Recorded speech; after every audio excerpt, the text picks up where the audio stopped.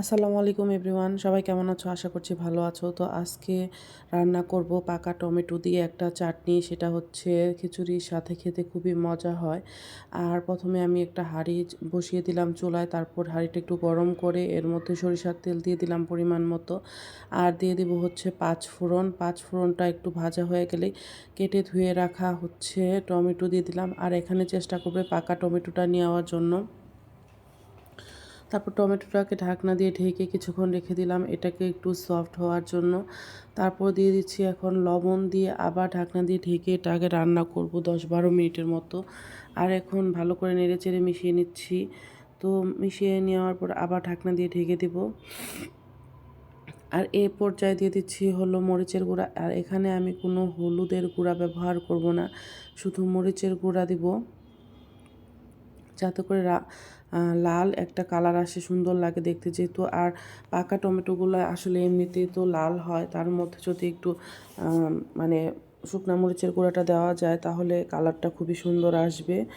আর এখানে হচ্ছে আমার বাসায় ছিল তেঁতুলের আচার আর হচ্ছে জলপাইয়ের আচার। তো এখানে আপনারা আচারটা, আমি যেহেতু আচারটা দিয়েছি, আচারটা দিয়ে করলে আচারই একটা ফ্লেভার আসে, খুবই ভালো লাগে।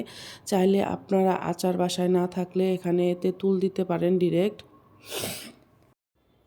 তো আচারগুলা দেওয়া হলে তারপর হচ্ছে টমেটোর সাথে খুব ভালোভাবে মিলিয়ে নিব। এখন হচ্ছে গরম মশলার গুঁড়া আর হচ্ছে জিরার গুঁড়া, টেলে রাখা জিরার গুঁড়া দিয়ে ভালো করে এটাকে মিশিয়ে মিশিয়ে এখন অনবরত নাড়তে হবে আর রান্না করতে হবে। আর এখানে আমি কোনো ধরনের চিনি অথবা গুড় ব্যবহার করব না, কারণ আমার আচারটার মধ্যে অলরেডি একটু চিনি আছে। তো এমনিতে এটা একটু টক ঝাল মিষ্টি হবে, আর এটা খিচুড়ির সাথে খেতে খুবই মজা হয়, খুবই মজা হয়। আর এখন যেহেতু প্রচুর পরিমাণে টমেটো পাওয়া যাবে, তো এভাবে করে বাসায় বানিয়ে কাচের জারের ভিতর ভরে ফ্রিজে রাখতে পারো। তো এটা ফ্রিজে এভাবে করে রেডি করে রাখলে লং টাইম খাওয়া যাবে, আর খেতেও খুবই মজা হয়। একবার হলো বাসায় এটা রান্না করবা, ট্রাই করবা। আর আমার তো সারা রান্নাঘরে একদম আচারের একটা ফ্লেভার ছড়াই গেছে, মনে হচ্ছিল আমি কোনো আচার রেডি করতেছি। বাট এইভাবে করে টমেটো চাটনিটা খুবই মজা হয়, অবশ্যই ট্রাই করবা। আর যদি পারো তোমরা জাস্ট তেঁতুলটা না দিয়ে এভাবে করে জলপাই তেঁতুলের আচারটা মিক্সড করে দিবা।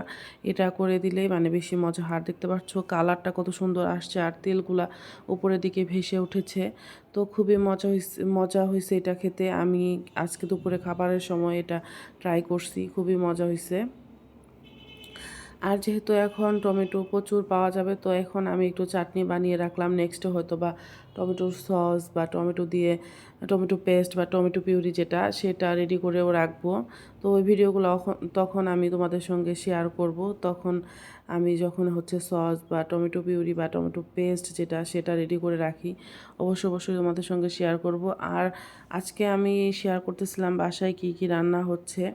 তো এখানে হচ্ছে আমি রান্না করব এখন হচ্ছে চিংড়ি ভুনা। আমার মেয়ে আজকে আমাকে বলতেছিল ও হচ্ছে চিংড়ি ভুনা, রোস্ট আর পোলাও খাবে।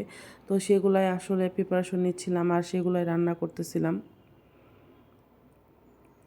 তো আমি হাঁড়িতে সামান্য তেল দিয়ে এখন পেঁয়াজগুলা দিয়ে দিচ্ছি। আর যেহেতু এখানে নতুন পেঁয়াজগুলো কাটলে একদম ছড়ায় ছিটায় যায়, তো একটু ভেঙে ভেঙে দিলাম যাতে করে সুন্দর করে সফট হয়ে যায়।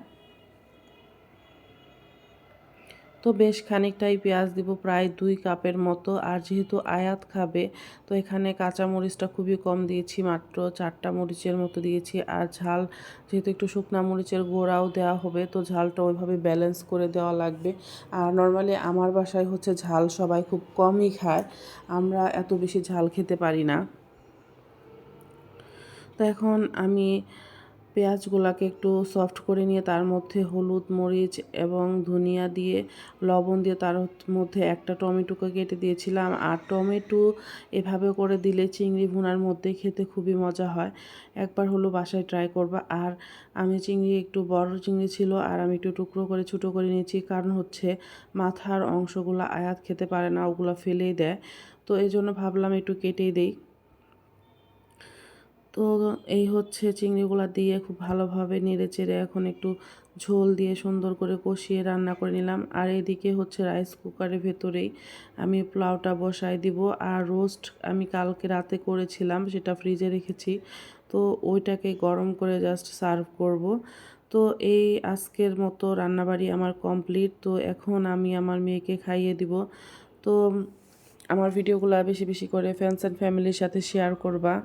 আর কেমন লাগে অবশ্যই কমেন্টস করবা। ধন্যবাদ সবাইকে।